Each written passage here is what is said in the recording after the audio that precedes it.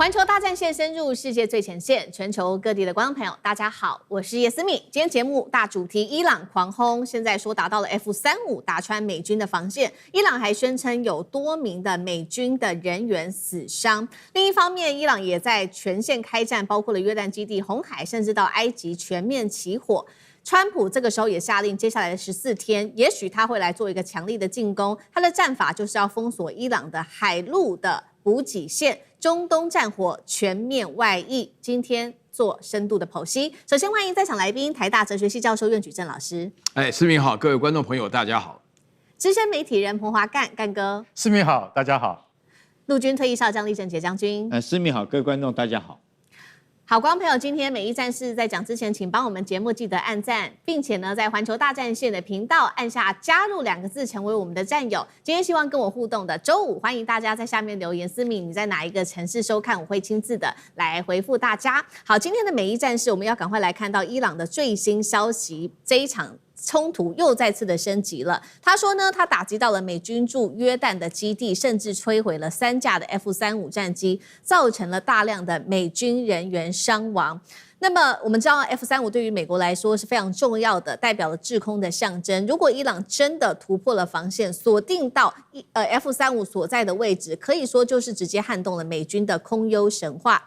如果真的精准找到 F-35的位置，也代表说这当中可能伊朗是不是有获得不管是在卫星侦察的能力、情报的渗透，还是有盟友在做支援呢？等一下请李将军来帮我们看。除了打到 F-35他宣称的战果之外，还有多名美军人员来自于伊朗的说法有伤亡的情形。伊朗在多线的开战，包括在约旦的基地遭到攻击，也对海湾地区的这些各种设施来发动攻击。当中其他涉及到的这些波湾国家还包括了科威特、巴林等等的据点都被打。那么在这当中，目标从空军的基地、雷达系统一直到后勤的设施，都是伊朗锁定的目标。除了多线打击，在海上也有了一个最新进度。伊朗它的这个攻击点现在来到了地中海，埃及的地中海这边了。2艘的天然气船在遇袭之后是立刻爆炸，其中1艘船还是美气的船。川普听到之后气炸了，他说呢，没关系，这只是老把戏，接下来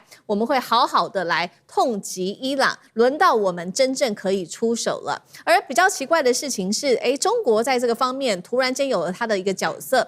科威特证实说，在伊朗的一次攻击当中，竟然击中了中国大陆在当地的一间建筑公司一间公司的建筑造成1个人死亡。外界担心说，为什么会打到中国的这个企业去了呢？难道中东战火现在已经没有所谓的安全区域的进入了这个新阶段吗？那么我们来看看川普针对于中国的角色也蛮吊诡的。大家还记得吗？昨天川普还特别强调说，中国大陆有提供400套的监射飞弹给伊朗，怎么他现在今天又在提中国，说要制裁多家中国的航运公司，原因是因为多艘的中国影子舰队在暗中资助，买了伊朗的石油来资助伊朗的经济，真的是这样吗？为什么川普要说这样子的一个话？今天节目一开始，我们要先请教厉将军怎么看了。伊朗为何这一次把攻击重点放在我们刚刚讲的美军的空优神话 F-35，还有美军的基地？如果 F-35是在基地遭摧毁的话，代表说是否已经掌握了美军的部署情报？那他选择打 F-35是要打击美军的空优神话吗？厉将军怎么看伊朗的战术？我们现在可以看到美伊这场战争，现在主动权已经完全是掌握在伊朗的手上。那伊朗的这一波的攻击不是跟3月份那次不一样，3月份那次我们可以称之它对美军是报复性的攻击行动，但是我认为这次伊朗攻击美军的，包括到在波斯湾地区的美军的基地，还有这个约旦这个空军基地来讲的话，我认为这个伊朗是主动在掌握战争的主动在做打击。那他现在来讲，你很明显，他打击有2个目标，第一个是能源设施，目的是在哄抬油价，造成全球的通货膨胀，有利于他会来在谈判桌上面跟美军的谈判。第二个，在军事上面来讲的话，他就打击美军的这种不管是雷达站或者是电子设施，波斯湾沿岸的美军基地。那这次最严重的是打击约旦的基地。这次约旦基地它可以命中3架F-35战机，确实是这个非常的这种神奇哈。我怎么讲呢？第一个，我们要 F-35战机是美军的5代战机哈，它是隐身式战机，它所扮演的角色是踹门者角色，也就是说，美军如果要对伊朗攻击来讲的话，要实施空中的打击，它一定是用 F-35先期进去到伊朗国土里面，然后打击伊朗的雷达站或者是导弹设施，然后将这个对空的武器都摧毁掉之后，后续才是美军的 B-1 轰炸机或者是这个 B-52轰炸机才进去轰炸哈。大概整个美军程序这样，所以伊朗这次优先打的就是 F-35，我将你踹门者角色打掉之后，你就没有办法攻击我的雷达站。那这次为什么可以这么远打到约旦基地的 F-35战机？我在这边跟各位报告美军真的从越战以后到现在一点长进都没有。你知道美军在越战的时候，他们的 B-52轰炸机是怎么被干掉的吗？被越共用什么方法干掉吗？越共是要停在美军的机场外面，扮成农夫每天拿望远镜看，就看到 B-52就固定停在那个停机坪。它固定停在那个机坪，它算好以后，你每天几点钟到几点钟，这架飞机就一定停在那个停机坪，然后它就在机场外面用一个60炮的炮管它还不用脚架，它就炮管放在田里面，然后那个角度方向都算好以后放在那边田里面，然后越共叫那个农夫就那边种田那个农夫，然后你拿着3颗炮弹，几点几分的时候，你把这3颗炮弹丢在这个洞里面然后那农夫就过去咚咚咚，就3发炮弹过去以后。这个就把那架 B-52炸掉了，所以这也就是为什么美军在越战的时候，他将他的 B-52不敢停在越南，他停到哪里？停到我们台湾的清泉岗基地。那这次是不是也是用同样方法？我相信伊朗一定很精准的掌握到这几架 F-35战机固定的时间停在那个停机坪。他用什么方式侦察到的？可能是用卫星可能是用这个。地面上面，他们是不是有情报人员先期掌握到这几架飞机就固定停在那个地方？然后什么时间？因为你要知道导弹攻击这个从导弹发射，你不是说是一发射1秒钟之后就命中目标嘛？这中间会有一段的时间差。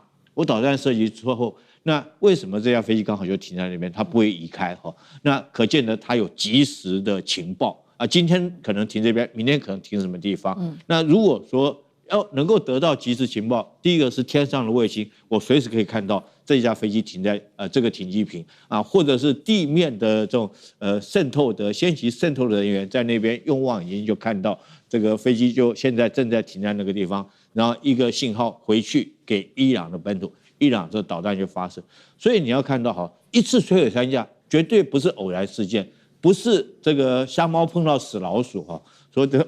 飞弹过去，就刚好你这个飞机就这么凑巧被打到。你说打到1架有可能，打到3架，那一定是很周密的作战计划，才很周密的周详，从情报的获得到时间上的掌握，到弹道的计算，都非常的缜密，才可以一次摧毁3架这个 F-35。我相信这摧毁这3架 F-35是同一枚导弹击中的，还是区分3枚这当然后续来讲的话，这就已经不是重点，重点是说伊朗可以。它的第一个导弹很精准，第二个它的即时情报非常的精确第三个美军从越战到现在为止还没有什么长进就跟当初越战的时候被 B-52被越共用农夫60炮就把你干掉，道理是一样的。好，所以从这一次伊朗攻击这个F-35也可以看出，是不是伊朗在于它的导弹的精准度在大幅的提升，另外还有在卫星跟情报战上面，是不是他们获取情报的能力已经变得越来越强了？同样的问题，等一下就 F-35请干哥也来带我们解析一下。那另外就是刚刚提到了嘛，伊朗它这一次的攻击，它的飞弹还波及到了一间中企业，这件事情也是蛮奇特的，代表什么样子的意义呢？是说美军周边的这些基地已经没有安全的地方了吗？再来就是会讨论到川普的部分了。最近一直在指控中国，先是说中国提供伊朗400套的这个监射飞弹，又说中国大陆现在影子舰队一直在资助伊朗的石油。那针对此，干哥怎么看？好，思敏，你会觉得说，美国的这些飞机，就像这个将军讲的，他们是蠢到不知道要分开放吗？还是继续摆在一起？为什么？那就叫什么？那就叫看不起你。你找不到我的东西，所以这一次会一次3架被命中。我觉得这里面情报的错误有很大的问题。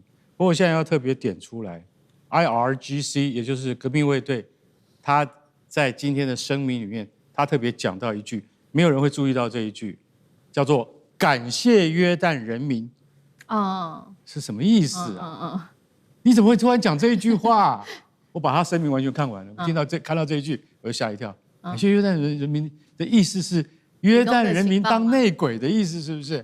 这就印证了将军刚才讲的，就是说他绝对是有什么，他有地面的人在协助他，他才知道说这飞机在不在。我们不要打空包弹，我们打过去的时候必须要命中，对不对？所以如果说，就像我们现在也在分析说，究竟他是用1枚飞弹能够击中3架，还是他是用多枚啊？因为我们知道像这样子的距离跟准确度必须用弹道飞弹，而不是无人机可以轻易达到的。除非你给无人机最正确的目标坐标，不然的话，你说要这样子能够击中它，而且它还附带造成的设防的损失，而且有技术人员丧命，甚至还有军官丧命。如果因为你要晓得，我在看这个东西的时候，我就一直在想，这有别于之前的攻击行为。为什么？因为你这次击中的是 F-35，它不一样，它的代表意义跟象征意义完全不一样。它不是击中一般的预警机、加油机啊，不是这种东西。你击中的是一架单价要1亿2000万美金的美国最先进的逆中战机的时候，那我坦白讲，情报工作就成功了，非常成功，而且一次能够打中3架，不管这3架的毁损程度如何，请问美国中央司令部到现在为止，你们为什么没有反应？讲话啊，到底有没有打中你的 F-35？你要有回应嘛，你怎么完全没有反应呢？是不是你要默认了？还是说我们现在正在估计损失当中？所以你没有直接否认，对，没有直接否认，我就当做你是默认哦。你真的 F-35真的被人家飞弹打到，伊朗的飞弹技术是不是又提升了？还有他的情报工作是不是又提升了？还有到现在多久了？然后你都没有反应。再来我们就要讲了，你除了看这个东西技术提升之外，还打到了科威特的什么的中国公司啊！天哪，怎么会打到中国公司呢？那情报是不是出错了？坦白讲一句，这里面就有蹊跷了。他打中了中国的在科威特北部的一家公司，那一家公司可以看得到伊拉克。就是说，因为那个科威特跟伊拉克其实是接壤的嘛，所以说已经近到了可以这么接近到可以看到科威特领土了。然后呢，在这次的这个飞弹攻击之中，他们现在还不能够确定是飞弹还是无人机，但有1名工作人员丧命，但是那1名工作人员好在不是中国籍，是尼泊尔籍的技术工人丧命了。伊朗现在可以打到科威特这么远的地方，又可以打到这个约旦的这个 F-35，那你这样就已经开始心里有点毛了。他竟然还打到埃及去了，所以川普才会讲啊，老把戏，这怎么会是老把戏？打到红海了，天哪！所以我觉得这个是什么？多面开战，而且多面都能够打赢，都能够击中目标。然后，但是川普现在顾左右右而言其他，说中国提供了400枚肩射飞弹。这些目标命中都不是肩射飞弹，也就是单兵攻击武器可以打得到的，是长程弹道飞弹，或长程无人机、自杀无人机才能够打得到的。所以川普，你不要这个转移焦点，然后你最后还骂了说是中国航运公司是协助伊朗的这个影子舰队。我坦白讲一句啦，中国要是真的是伊朗舰队的话，你的证据都还没找到，所以不要信口开河。就常常听到川普这样胡说八道，到底现在你们的战损是多少？先讲这个比较重要吧。好，所以现在伊朗它的战略目标也非常的清晰，那它的战法也非常的清楚哦。除了多线开战之外，我们看到它的飞弹射程甚至是可以几乎涵盖整个波湾地区的，让美国现在其实非常的紧张。所以最新消息我们看到，美国在停战了5天之后呢，在昨天又在开始启动了战争。这一次一狂轰就轰了2个小时的时间，打的是 IRGC， 也就是革命卫队数十处的目标。好，这当中包括了有军事指挥中心、飞弹、无人机设备。备，还有沿海监视、防御海上作战的地方，造成现场满目疮痍。甚至呢，美方现在还提出了接下来要来做一个叫做14天的新战法，要狂轰革命卫队包括了他们的这个重要的伊朗的补给线啊，要断了它的这些陆运的运输的枢纽等等。另外一方面，我们知道现在在红海这边同样有第2战线包括了有也门胡塞组织跟伊朗在这边开启的第2战线。所以呢，有一件事情也蛮有趣的，就是沙烏地阿拉伯现在正式的推动，联合了14国组织这个叫做海上防卫联盟，一起响应来维护红海。是不是他们不再信任美国可以保护他们了呢？那现在国防部证实说，包括了有土耳其、巴基斯坦、还有埃及、苏丹等等的国家都支持这一项提案。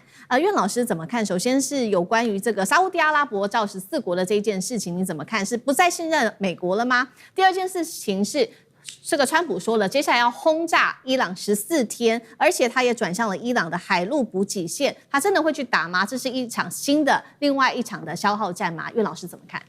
我觉得这个讲得非常非常明显啊，因为那个大家发觉，刚刚我们将军提到了这个伊朗化被动为主动。原来的话呢，这是一场不成比例的战争。现在伊朗主动攻击，还宣布战果啊，打掉的战果，就是说是在卡达的话呢，就是有这个 F-35，还打掉3架。那么这个形式上来讲的话呢，大家已经非常清楚。那么对于中东国家来讲的话呢，有美国在中间是不可能解决问题的。所以这里面包含的国家，像吉布地的话呢，大家知道它是什么东西吗？它就是允许各国的军事在那边设施，是离的那个胡塞武装非常近的一个地方，就是曼达群岛的那个地方。那另外的话呢，像沙特、土耳其、巴基斯坦的话呢，巴基斯坦联络，跟巴基斯坦联络，其实就跟中国联络。那这就慢慢扩大。巴基斯坦、沙特跟这个伊朗之间，大家不要忘了，2023年有个在北京签的北京协定，里面也讲到关系了。那么这里面说明了一个重点，就是说，那个中东的国家的话，加上土耳其也在中东里面算是军事实力比较强的国家。就是说，我们这个事情的话，有美国在只会更乱。然后伊朗这个态度很明显，就是只要有美国在这边的话呢，我们就干到底。管你是什么东西啊？那么这个所以说他们要自己来解决自己这个问题，因为战事不宜扩大，因为中东现在就是扩大，伊拉克、叙利亚，然后这个黎巴嫩南部，然后胡塞，然后再加上哈马斯，那这个还得了，对不对？所以说这个问题。那现在刚刚我听到将军在讲，说是美国好像从越战以来都没进步，我跟你讲是退步，就连我哲学家都懂，因为这个打仗，我跟你讲，心急吃不了热豆腐，没有听过打仗说阵法呀，或者说是武力装备，没有先讲说我只打14天，没听过给自己时间做限制的。万一你到了第14天，你突然死了2个人，现在美国最近死了一个德州的女孩，又死了一个在夏威夷的男生，哇，国内抗议的不得了。所以川普这边搞，我跟你讲哈，一想这个就不对。什么叫14天战法啊？你如果是为什么打了5个月了，已经打5个月，突然冒出个14天，我告诉你，140天都结束不了。就这么简单呢，对不对？大家就心里了解。好，谢谢苑老师。那我们休息一下，马上回来。观众朋友们，我们要开会员频道啦！因应呢美中、中东还有印太的乱局，你看到的是新闻，我们看到的是背后谁在操控这个世界。加入会员可以取得独家视角的通行证，你将优先取得更深的观点判读，包括了核心真相分析、历史脉络拆解、局势推演逻辑。同时解锁会员勋章、优先互动权、问题解析、幕后花絮，支持我们制作高品质的影片。点击下方的加入键，一起成为战友吧！我们会员频道见。好，军事上面的消息带观众朋友来关心，中国大陆的海军现在开了杀招，今天会来特别看到的是这一艘了052D 首次的挂上了鹰击20，1000公里来猎杀美军的航母。那另外除了052D，今天也会来看到055万吨大驱，则是成群出动，一起打造这个海上的火力网。美国航母第一手岛链还守得住吗？欢迎观众朋友留言来跟我们一起做互动。如果您认为美军在第一岛链没有什么优势的，留言写1；如果您认为还具备非常强大的优势，留言写2。跟我们一起来互动。好，中国海军这一次曝光的这个052D 哦，备受关注。来看到它是首次的来搭载了鹰击20反舰飞弹的画面，正式的曝光了。那外界开始做了一个解读啊，代表说大陆的海军正式的进一步强化，尤其是在远程的反舰的打击能力了。因为我们要知道，其实052D 在过去都是这种区域性的防空，然后呢是舰队来协助舰队护航而已，保护这些大型的水面舰艇的主力驱逐舰。但是如果说真的它未来装上了鹰击20的话，它就可以打击到1000公里外的地方，那么052D 就会变成远距离猎杀的这种大型的舰艇打击平台了。好，所以也代表说大陆的海军作战的思维是不是也转变了呢？过去我们看这些反舰的作战主要是靠陆基哦，从岸面来做飞弹的发射，打击美军的航母。但是如果说鹰击20未来可以放在不管是052D 或者是055上的话，是不是代表它的打击能力就是可以延伸到从陆面到了海洋，并且借着卫星的侦察、无人机追踪、雷达锁定、驱逐舰发射来完成海上的猎杀行动呢？好，052D 我们来看到它的战力小档案。当然了，等一下我们也会请干哥来帮我们就它的一些战力的部分做一个比较详尽的解析。好，这当中包括了先看到它的舰长157公尺哦，它的载排水量是7000吨级的。那么核心的地方就是它64单元的垂直发射系统了。主要任务包括反舰，还有我们刚刚特别提到的，可以变成了一个远程的火力支援。那么防空系统上面搭载了飞弹，可以建立它的防卫网。最大特色具备任务是整合性的能力，可以同时执行防空、反舰还有对陆的攻击任务。好，这是052D，我们来看到这个舰艇它的小档案。所以今天节目一开始，先请教干哥怎么看了这个，是否代表这个海上猎杀平台已经可以威胁到美军的航母了？这当中的关键战力有什么是我们特别值得关注的？干哥怎么看？这非常关键，因为052D啊，大家要知道，它就是中华神盾这一种船，它配备64枚垂直冷发射的系统，也就是说，作为未来的海战的基本观念的话，你必须要有五库舰的想法。五库舰就是什么？我64枚发射单元，我在最短的时间之内能够朝不同的目标去打击，所以这个是现代海军一定要求的 VLS 啊，这个就是垂直发射系统的观念，这是非常重要的。当然，现在052D 它因为它是就是说在055之下，算是它是中间的力量，坚实的坚。那055当然是带刀侍卫啦，它是航母战斗群的带刀侍卫，因为它重达12000吨。那052D 的话，它是7500吨级，但是052D 比较多，它有35艘，055现在目前有10艘服役了。可是光是这些加起来，这些都叫做神盾系统，也就是说是现代海军最重要的 Aegis 神盾系统，就是属于它是说它老实讲一句，它的就是说346A 这种有源相控阵列雷达是完全不会旋转，它不转的。以前的海军的雷达转过来看得到，转过去又看不到，又转过来又看得到，浪费时间。为什么？因为光是这个时间的秒差，你就抓不到敌人。现在的雷达都固定的，就是我可以马上及时看到360度的目标，我都看得到，指挥我身上所携带的武器去攻击。这次发现这个鹰击20飞弹的意义很重大，为什么你知道？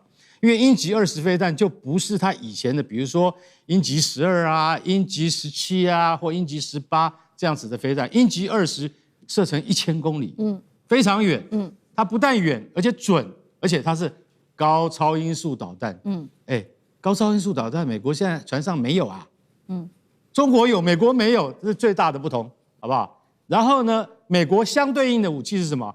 是巡弋飞弹，当然巡弋飞弹也有1000多公里的射程啊，就是在射程上是一样的，可是打击力绝对不如鹰击20，因为鹰击20是到了大气层再下来打的，它下来的时候最终的速度是9到10马赫，没有任何东西拦得住。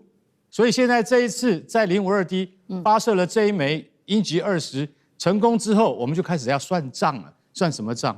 我刚才不是讲本来64个单元嘛，那它这个飞弹比较大这64个单元都装得进去吗？太大了，你知道能够装几枚啊，我们现在就要开始看它的发展。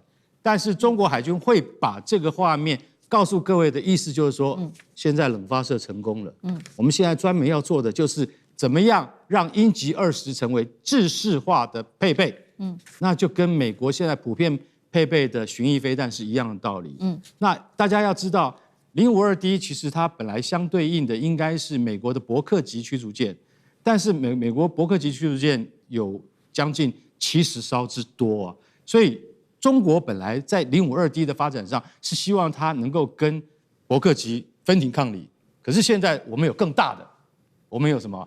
我们有055了，所以将来055的数量会急起直追。那如果说055到时候能够造到50艘以上，那伯克级就不够看了。所以大家要知道，这一次我们看到052D 中华神盾，它能够成功发射了鹰击20，有一天能够发展成为制式化的装备的话，那反介入跟区域拒止就是 AD、A2 这种东西，就根本就是等于形同虚设。我们直接出第一岛链了，这是最重要的观念。我们现在已经不怕，因为第一岛链是美国封锁的最前线嘛，对不对？有了鹰击20之后，你就封不到我了。更何况你知道吗？你知道052D它身上还带了长剑10型，什么公路飞弹，还有长鹰5型，什么反潜鱼雷。其实我坦白讲一句，中国的类似的这种驱逐舰的配备，完全不输给美国现在现役舰艇的装备，这才是最可怕的地方。好，那等一下同样的问题也请教将军怎么看？那刚刚盖哥也帮我们提到嘛，055现在是10艘，那未来是不是有可能变成到50艘？这个还要持续做关注。那052D 现在是35艘，所以如果两款开始做结合的话，对于美军在第一岛链的威胁，我们也请将军来帮我们看，包括了万吨大驱，再加上这种远程的反舰驱逐舰，将军怎么看？我先讲一个概念哈，知道我是陆军，我们陆军来讲的话，在行军的时候。班跟排距离要多远？400公尺哈。这个华干当过军人，他知道400公尺。为什么是400公尺？因为400公尺排的主要武器叫做机枪，机枪的射程400公尺，也就是说我前面那个班，如果说跟敌人接触的话，我后面这个排的机枪，我火力马上可以掩护得到。这是一个虽然说是陆军的一个基本战术，可是你用在海军同样的道理。那如果说052D 它装上这个鹰击20导弹的话，它的射程可以到达1000公里。那你不要忘了，其实解放军在陆地上面还有对海攻击的这种各型的导弹，包括我们耳熟能详的所谓这个航母杀手东风17或东风27等等，它射程通常都是1-2000公里以上。那你想想看，如果说是052D 在陆上的这种东风系列的掩护之下，它可以往前面推进到1-2000公里，然后它的导弹又可以再往前面打1-2000公里，这整个就已经从陆地开始算起，超过3000公里。超过3000公里是什么概念呢？超过3000公里就是已经是突破了第2岛链。那如果说以这种概念来看的话，因为火力一定是这个交互掩护相互的支援，而不是说你去单兵突击作战。对，如果以这种概念来看的话，你知道当052D 已经有35艘，你想想看，如果说从这个中国的从东海开始，一直到台海，一直到南海，那以这个35艘的052D，可以说可以涵盖整个这个第一跟第2岛链之间的所有的海域，它都可以涵盖得到。不要忽略了，这只是掩护的部队而已，掩护的火力。事实上，它还可以再继续往前面突进。那往前面突进的可能是什么武器呢？航母航母就继续往前面走，航母上面还有舰载机。那如果说按照这种理念来讲的话，何止是突破第2岛链？我觉得突破到第3岛链都是这个可行的。所以每一种武器一定有它运用的价值。我们以这一次这个052D 当然这个试射鹰击20，其实这是很大一个讯号了鹰击20是去年在93阅兵的时候，它才首次亮相那当然，它原来052D 所携带的导弹是鹰击18，鹰击18在初速的时候，巡航的阶段，它还是次音速，它只有到末段的时候才达到这个超音速。但是鹰击20，它全程都是超音速，而且它是属于什么？它是属于气动式的一种导弹。什么叫气动式呢？就是我们讲它会漂移哈，它会打水漂那种叫做气动式，那你就很难拦截得到。那如果说是052D 可以发射这种印机20，那它在量上面它就已经有到35艘，那你不要说是055了，我们光讲052D 哈，毕竟来讲的话，它的平台数量可以到35艘那么多。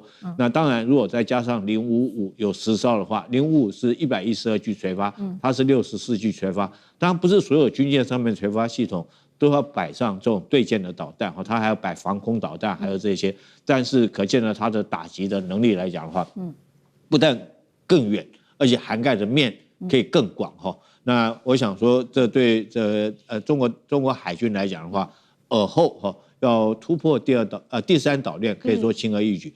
就像是华干刚刚讲的，在这种状况之下，它水面尤其是在第一、第二岛链之间的水面战力，可以说是碾压了美国跟日本。那当然可以遂行它所谓的反介入跟区域拒止。所以说美国来讲现在是非常紧张。为什么我们前一阵子在讨论说美国在积极想要发展水面下的战力来跟中国对抗？因为他也看得出来，水面上的战力可能在第一岛链、第二岛链已经不是大陆海军的对手了。好，那所以最后我们也请岳老师来帮我们就比较一下美中之间的这个战力，尤其美国它传统的战法，包括了它的传统的航母加 F-35战机，跟它的神盾驱逐舰，还有各式的飞弹，美中在西太平洋地区的这个争霸，岳老师怎么看？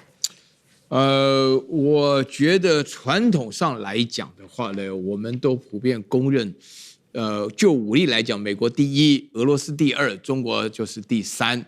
那法国也不服气了，但是我觉得这个排名是蛮有问题的。为什么呢？因为这个排名可以称之为绝对排名，就是说好像是一种理想状态下的排名。就1对1的话呢，我觉得美国武力是很强大，但是你这边的话呢，得到的问题是，美国未来是不是能够维持西太平洋的制海权？西太平洋就讲的我们是第一岛链嘛，这个叫西太第一岛链、第二岛链，这个叫西太平洋。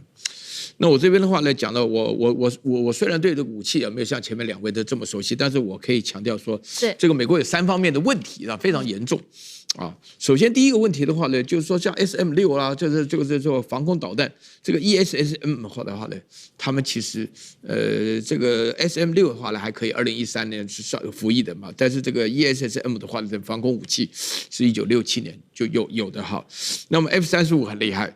美国的航空舰的话呢，除了福建号以外，就是那个福特号以外，好像也都很厉害感觉上以前的传统来讲，那个他们的反飞弹这个飞弹呢，就是里面包含了这个 LRASM 的话呢，这很厉害。然后最近的话呢，大家环太平洋军演，还要在这个菲律宾那边发射了一套，把一个什么朱诺号给打成什么的这个确实厉害。但是我觉得美国的兵力的话呢，在西太平洋这边的话呢，有3方面的问题，都非常严重。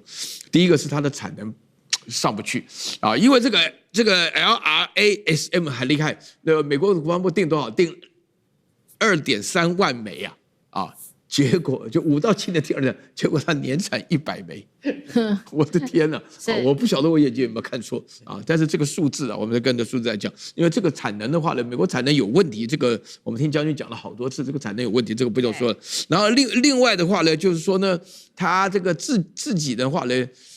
因为美国的话，如果只针对于在西太平洋开战的话呢，我觉得他跟中国之间的话呢，还是有点威慑力量了但是他现在的话呢，各队打得乱七八糟，到处都有俄乌战争也有，然后中东也有我觉得你分成3项，你再厉害的话，你原来就差很多了。那你现在这个有用的东西的话呢，根本补给不上，然后在那边消耗的也非常大，所以这也是第2个弱点。好，然后第3个的话呢，我就强调这个大陆本身的话呢，做好的。因为我讲一句话讲完，今天是7月31号731，对不对？部队，对，明天是8月1号是建军节，请大家看一下，它有个制胜，专门针对于这边所提到的美国武器，想办法做反制。好，谢谢岳老师，那我们休息一下，马上回来。观众朋友们，我们要开会员频道啦！因应呢美中、中东还有印太的乱局，你看到的是新闻，我们看到的是背后谁在操控这个世界。加入会员可以取得独家视角的通行证，你将优先取得更深的观点判读，包括了核心真相分析、历史脉络拆解、局势推演逻辑。同时解锁会员勋章、优先互动权、问题解析、幕后花絮，支持我们制作高品质的影片。点击下方的加入键，一起成为战友吧！我们会员频道见。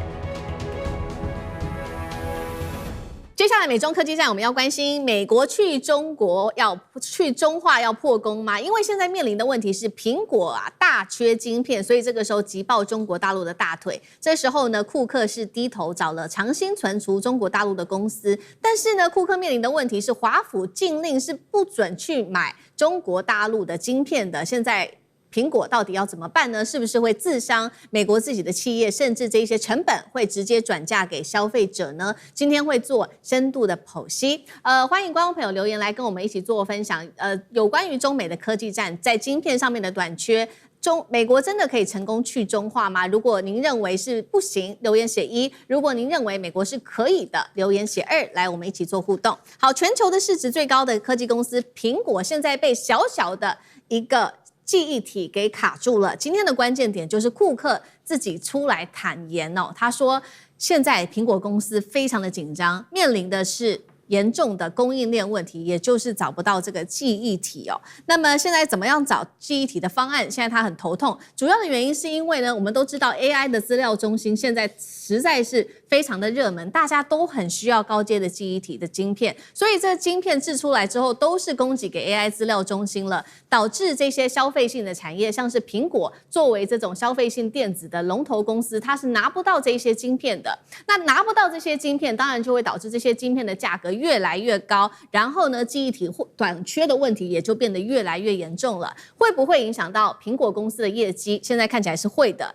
因为呢，最新苹果出的预计下一季的营收成长9%到11%，看起来还好，但是这个数字其实已经低于市场的预期了。那么 iPhone 的营收成长也是同样的，双都低于分析师的预期的。那所以苹果现在怎么办呢？库克想到了一个方法，他决定去找中国大陆来帮忙。那找到的就是他希望测试中国长兴存储的 DRAM 是不是可以跟中国来买呢？那现在也来看到了，这个美国其实是不让他买的。那接下来怎么办呢？我们先来看对于中国半导体有什么样子的一个正面的影响。如果苹果真的去使用长兴存储的 DRAM 的话，代表说呢，这个过去全球记忆体的市场不是都是由三星、SK 海力士、美光所主导吗？等于中国打破了这样子一个长期垄断的问题，并且呢，由苹果认证，等于全球的供应链就进入有品质的一个门票。那记忆体市场的格局可能就会改变，当然了，会冲击到美国自己的企业，美光公司之外，还有韩国我刚刚念的这些记忆体大厂也都会受到影响。但是中国的半导体就会从所谓的追赶者变成了参与者。好，所以我们也先来看一下，目前长兴存储在全球DRAM的市占率是11%。当然了，它现在在快速的增加它的产能，包括了在合肥、上海、北京都开出了全新的产线，2028占比可以从11%一口气拉升到全球市占15%。今天节目一开始，先请教苑老师怎么看了。所以说，美韩的记忆体是无法满足苹果的需求，它迫使苹果寻找长兴存储的合作，也代表美国多年来推动去中化完全失效了吗？那如果苹果一旦跟中国买，就等于打破了美韩长期在晶片半导体的垄断地位了吗？苑老师怎么看？我觉得这个消息非常重要啊，大家绝对不可以轻忽，因为它代表3重的意义啊。首先的话呢，第一个的话呢，这个是严重的违背了我们哲学讲的，就是一个美国是一个自由市场来做生意的。那个市场如果不自由的话呢，就不可能赚钱啊。那么像这个 iPhone， 它是个上市公司，它有它的财报的预估。这个财报的预估的话，做梦也没想到 AI 的话呢，因为大家要跟 AI 来竞争这个记忆体的话，出现一个大问题。AI 目前为止的话呢，彼此竞争进入了战国时代，根本不考虑成本的。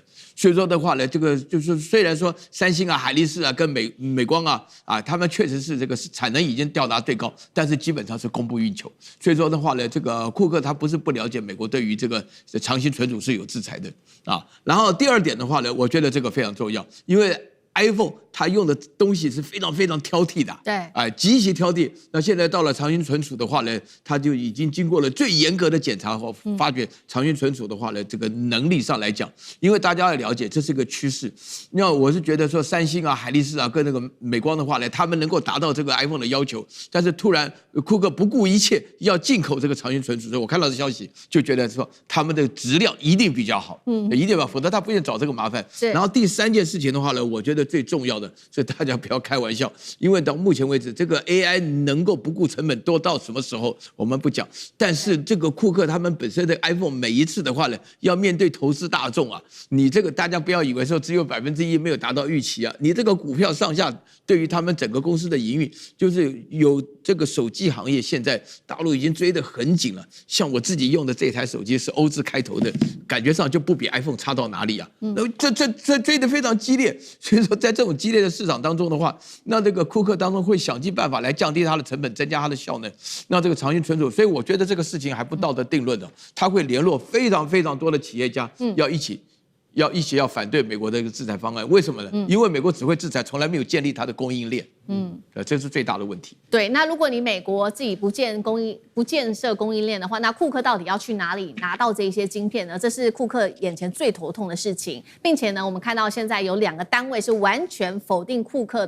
对于买中国晶片的这个提议的。第一个就是美国的白宫，它是完全的否定；第二个就是第一个是美国的白宫没有错，它完全的否定；第二个还包括了美国企业美光也是这么认为的。那我们来看到具体有谁反对，就是美国的部分的参议员，他们要求说，苹果接下来你无论呢产品销到任何一个国家都不能使用长兴存储和长江存储的晶片，理由又来了，又是国安问题。那怎么办呢？如果苹果买不到晶片，记忆体价格大涨的话，是不是最后买这些 iPhone 变得很贵？那成本这些消费的成本由谁来买单？是不是美国民众呢？现在看起来可能会这样。我们先来看到会造成的哪一些后果，包括了苹果的成本会提高，第二个供应链的风险会暴增哦。消费性电子持续面临这个晶片短缺的问题，最后就是 iPhone、Mac、iPad 所有的产品价格都是美国的人民买单，去中化真的做得到吗？厉将军怎么看？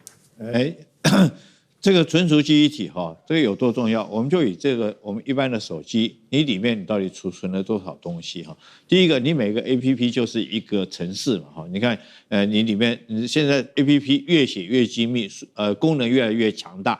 当然，它所用的空间就会越来越多，这是第一个那你可能要用的 APP 可能更多，大家可以检视一下你的手机里面有多少个 APP， 你就知道这个它都存储在哪里，存储在存储记忆体里面。第二个，你存储了多少资料？那不管你的相片，或者甚至于你的影片，有时候会存储在手机里面，你随时要把它叫出来。但是记忆体不是只有一个仓库这种概念那么简单，你仓库这个门还要够大，对不对？譬如说我今天我要用哪一个 LINE 或者我要弄哪个影片来讲的话，那你如果那个门太小的话，我要搬好几趟才可以把这个影片整个搬出来。但是我如果门够大的话，我一次可以把影片搬出来，很快我就可以播放你的影片。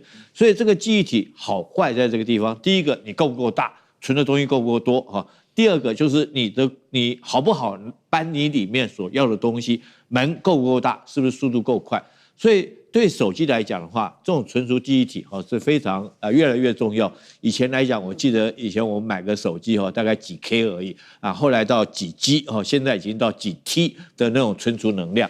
所以说存储记忆体不管是对手机来讲是尤其重要，由于是现在的人生活上面根本就脱离不了手机。试问一下，你以前你不能把它当作一个消耗品，或者是一个娱乐，或者只是一个通讯用品。现在几乎来讲，包括你上街购物啦，或者是说你的金融消费啦，或者是你的通讯联络，或甚至于你可以当笔记，甚至于当照相机，所有人都离不开。所以美国来讲，老百姓是不是也是更需要有手机？那如果你手机价位高的话，我跟你讲，通膨一定会高。那现在手机里面这个记忆体又是如此重要，那美国自己有没有？有啊，它有产美光这个中国有厂有这个我们讲的长江存储这一类的记忆体。可是现在因为 AI 在发展 ，AI 需要更多的记忆体的记忆体的晶片所以很多 AI 它发挥把所有钱把所有记忆体都买去了。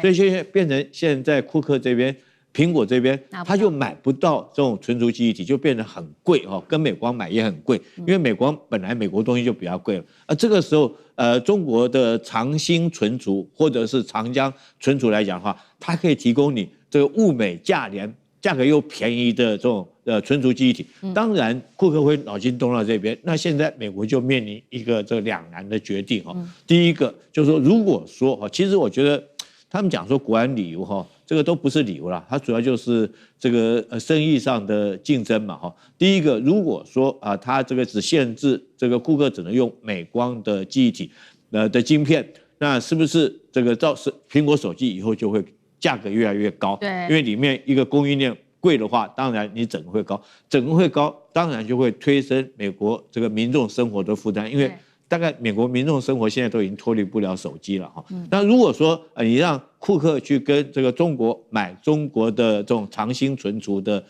晶片来讲的话，那当然价格可以压低，可是对美光来讲，他当然不愿意啦。如果说你不跟我买，那我就没有多的收入哦，没有多的钱，我当然就没办法去扩展我的产业、我的供应链、生产链，我就没办法去扩展。所以美国现在面临两难，到底是说民众生活比较重要，要不要推升这些产品的价格，还是说是让这个苹果去跟中国买，然后价格压低？可是如果说跟这个中国买的话，当然对美光会是一种伤害，所以美光他当然不同意啊，他当然不愿意啊。那美国不愿意的这种心态，他只能借着千种理由里面唯一一个理由就是用国家安全来当做借口，来当做理由。可是我认为说是现在在商言商了哈。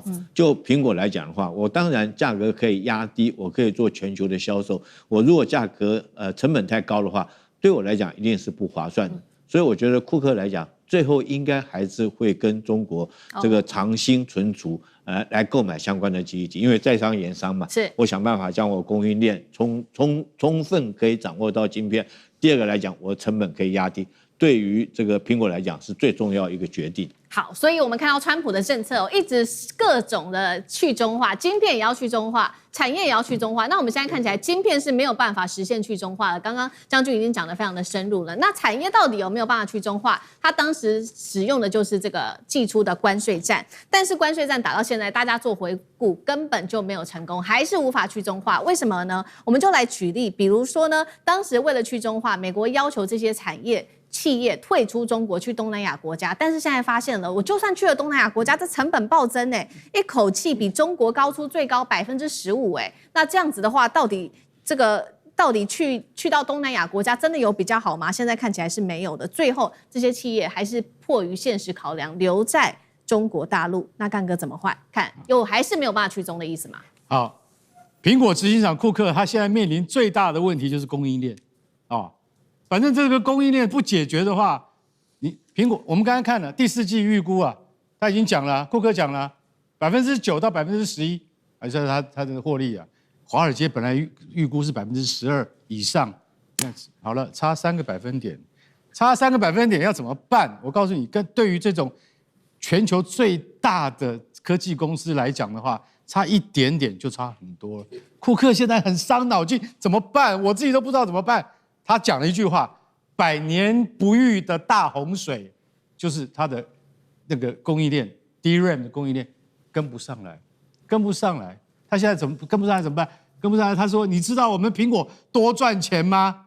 你看我们现在入门款的叫做 MacBook Neo 高阶版的叫做 MacBook Pro 都赚钱，这一季飙到29%的盈余很赚钱可是我可以告诉你我快做不出来了。为什么？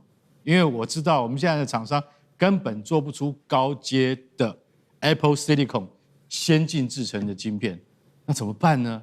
库克就说：这样我跟川普拜托一下是不是？苹果产品不是在美国用的，就是说它销到中国大陆新加坡对不对？台湾什么地方，我们可以用长兴存储的吧？我们也可以用长江存储的吧？然后参议院已经写信告诉他说：不行就是不行，不行你叫我去跳海吗？我现在要怎么办呢？他说：我跟你讲这个我们如果用他们比较低阶的晶片不但便宜，而且速度又快。我跟你讲，这个都是现实问题。商人在商言商，他就是要东西赶快做出去，可以卖钱。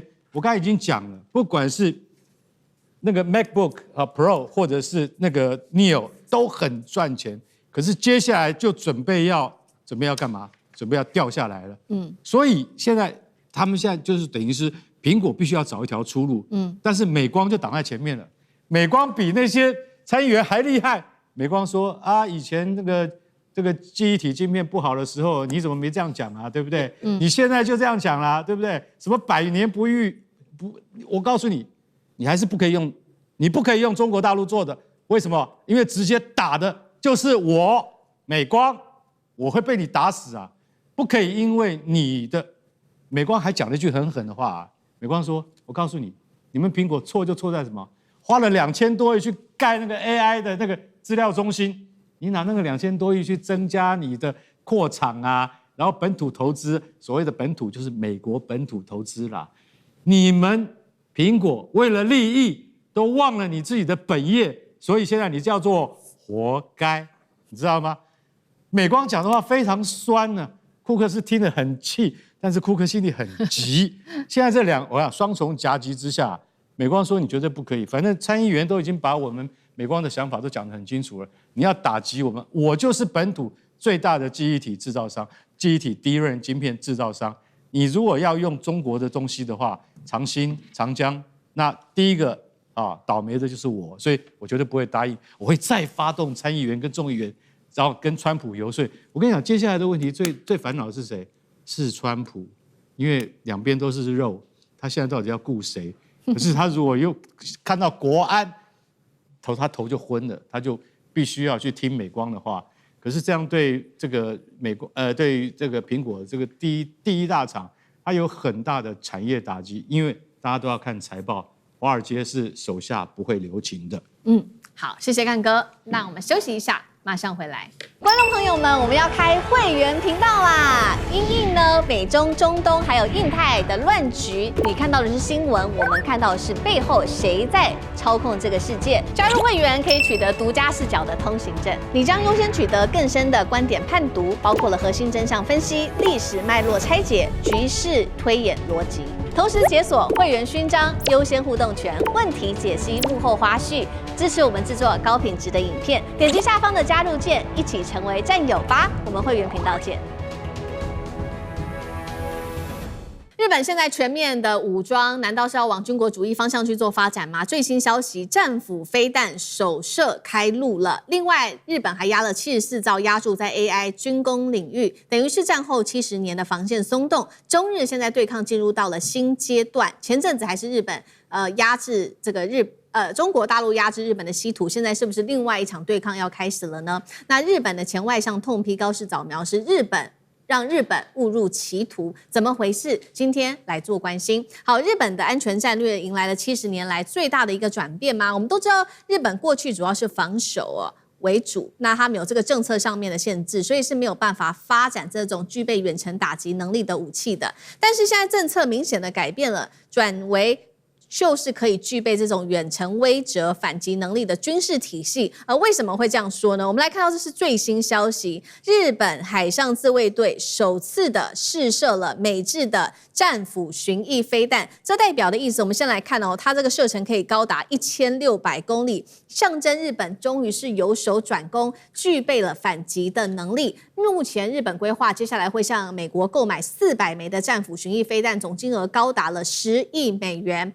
日本也特别强调了，我们是为了保护自己的安全，提升防卫能力。但是中国大陆已经公开的批评了，代表说他说日本取得战斧巡弋飞弹是日本转向军事化发展的一个重要讯号吗？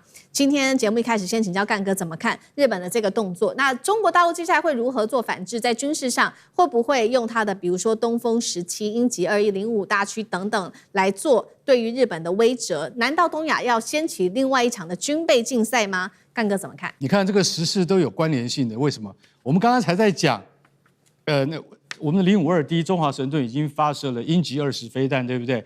现在马上海上自卫队就发射同级的，虽然说它们在结构上是完全不同级，但是他们在战略的意义上面属于同一级的海自的鸟海号发射了巡弋飞弹。当然，这个在美国的伯克级驱逐舰上面发射巡弋飞弹是司空见惯，但是日本自卫队不可以。现在可以了，现在装上去了，射程超过1600公里，这是海上自卫队从来都没有的能力，大家了解吗？因为当时日本宪法就规定，你不可以拥有攻击性武器，这个射程超过1000公里以上的，这还不攻击性武器啊，对不对？所以美国跟日本自己本身都非常重视这个，为什么？因为环太平洋地区的国家都会很在意这件事情。日本，你有远距离打击的能力了吗？你是不是军国主义要复辟呢？所以大家非常重视这个问题。但是在高市早苗的这个新的计划里面，你就会发现这对他来讲只是小 case。我特别要介绍一下鸟海号。鸟海号是日本的神盾驱逐舰里面的第4艘啊，叫做金刚级 Kongo Class 的金刚级的第4艘啊。我说句实在话，日本有8艘神盾驱逐舰，每一艘都比美国自己本身的神盾驱逐舰还大。你知道，就是说，日本海上自卫队它有它自己的一定的传统，它的军舰不需要任何人来帮它，它自己做的比任何国家都要来得好，这是事实。因为日本的造舰能力，但是日本的军舰它不能够被允许带上了攻击性武器。那这一次它可以带上了巡弋飞弹的话，就代表以后都可以带了。8艘通通带上，你是干嘛？你要跟我中国打吗？那我会让你有机会吗？那055大区第一个就要把它干掉，对不对？不能让他有机会嘛。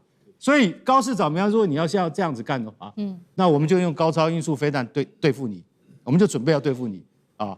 因为如果我们发现了你高市早苗真的有这个意图，未来15年投入370兆，虽然不是都在国防，370兆日币日币不是美金了，不然那吓死人了。370兆日币要放在人工智慧跟半导体还有造船里面。那我先想一下，这些东西都是战略，对，这些东西都是战略投资，那不是死灰复燃是什么？现在我跟你讲，我们刚才讲完，未来15年要花370兆日币，大约是台币70兆啦。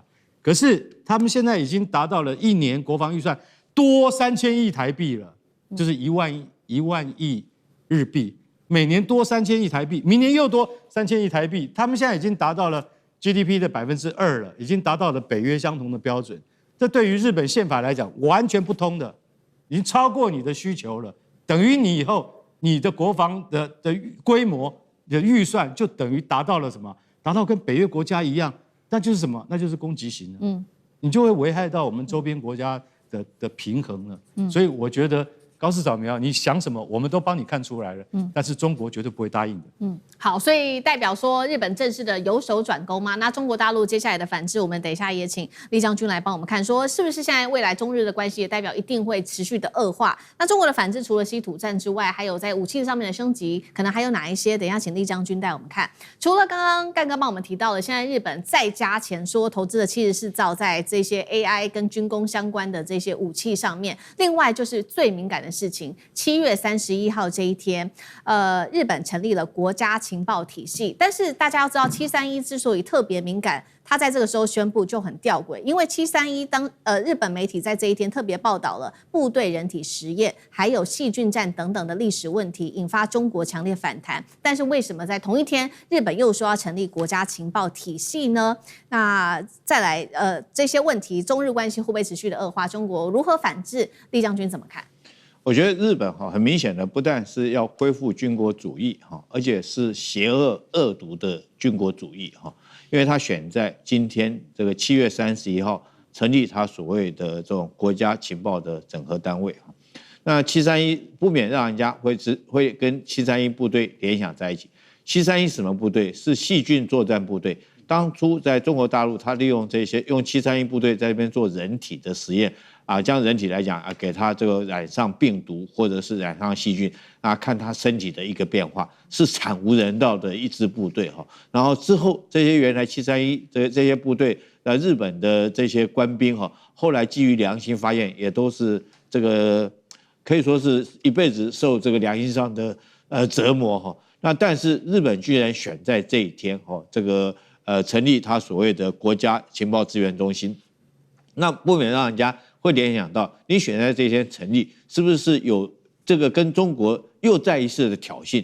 你中国这段时间不断的对我们实施这个为日本的中俄联合军演或者是中俄联合的战备警巡那日本是不是就跟中国讲，你不要忘了，以前我把你的老百姓当这个猪、当牛、当这个动物当白老鼠在做动物的实验，在做病毒的实验，在跟中国呛下这种话，那你想想看，你选在这一天，中国的人民来讲，是可忍孰不可忍。原来一个南京大屠杀，大家都已经没办法忍受了，就你今天居然挑这一天成立你这种这个国家情报的一个整合中心的一个成立的一个日子，那我想说，反而一定会激起全中国人民的愤怒那为什么日本要成立这种情报这个整合中心？我觉得有一个很重要的一个因素了原来日本他们所谓的和平宪章里面，他们没有一个统合的情报中心那大概都是这个碎片化的情报，譬如说是我们讲的像警察单位，他们公安单位，它有公安单位的治安的情报譬如外交部有外交部各国之间的外交相关的情报那军事当然是由他们的这种这个自卫省来整合军事上面的情报那科技有科技的情报，现在呢这些原来都是很碎片化，都没有一个统一的整合。现在他将这些资讯整合在一起，当然有利于他向军国主义的发展，因为我可以包括到你每一个国家，你国外之间外交的关系是怎么样，你每个国家军事的发展怎么样，这个军事的发展跟外交的情形又是如何一个道理？我觉得他将它整合以后，有助于他更容易发展他的军国主义，所以选在这一天成立这个单位，我觉得不只是中国人要特别的小心跟谨慎，甚至于我觉得就是在挑衅你中国，就是告诉你中国，我就是邪恶的恶毒的军国主义，你能够奈我如何？好，所以我们也看到说各种的迹象都显示，它就是要往军国主义的方向去做发展。但是现在这个时机到底适不适合呢？原因是因为现在日本的经济状况并不好我们要来看到，包括日元波动最近贬破了160大关，日元跌至40年的新低点，而且日债现在超过 GDP 的200%，在这个时候还要大笔的钞票花在军事上，真的撑得起来吗？苑老师怎么看？这个日债呢，不是超过200而已是到达260了，260%了，就是说是它基本上就没有这个增加它的利息的可能性了那么利息的话呢，很低的话呢，因为利息低甚至是负的话呢，就会产生一个国际的财经界有名的叫 carry trade 了就是这个大家都知道这个渡边夫人就是说是大概用这个在日本的银行借钱买成美金还去，大概是5年内就可以赚到3000万美金了。如果你贷100亿日元的话呢，这个数字非常可怕。全世界的话呢，这阵的经济欣欣向荣的结果，其实都是吸日本人的血。那日本因为就没有办法，也是打肿脸要面子。那日本这种情况的话呢，我觉得他活该了为什么呢？因为这个731的时候呢，他成立了特高科，就是这个成立所谓的这种情报单位。那日本成立情报单位，当然是收集中国的情报。那不晓得大家记不记得前阵子富士电机还搞了2个工人在那个大连那边偷稀土什么的那后来没办法被抓到了，只好到海底下去挖烂泥那这种情况下，那日本的话呢，就是我觉得刚刚这个我们厉将军讲的话，我觉得非常认同。日本人打从心里根本就没有顾及中国人情感那4月17号的时候，有关于马关条约签了131年的时候，他就是搞了一个船叫雷的，什么经过台湾海峡就来这一套所以日本平常现在大陆做了。